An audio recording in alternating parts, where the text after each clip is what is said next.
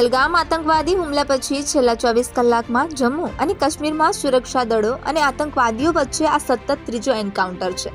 ઉધમપુરના ડુડુ બસંતગઢમાં સુરક્ષા દળોએ કેટલાક આતંકવાદીઓને ઘેરી લીધા છે।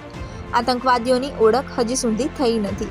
આ પહેલા જમ્મુ કાશ્મીરના કુલગામમાં આતંકવાદીઓ અને સુરક્ષા દળો વચ્ચે એન્કાઉન્ટર થયું હતું। 23 એપ્રિલની સાંજે સુરક્ષા દળોએ તંતમાર્ગ વિસ્તારમાં આતંકવાદીઓને ઘેરી લીધા હતા।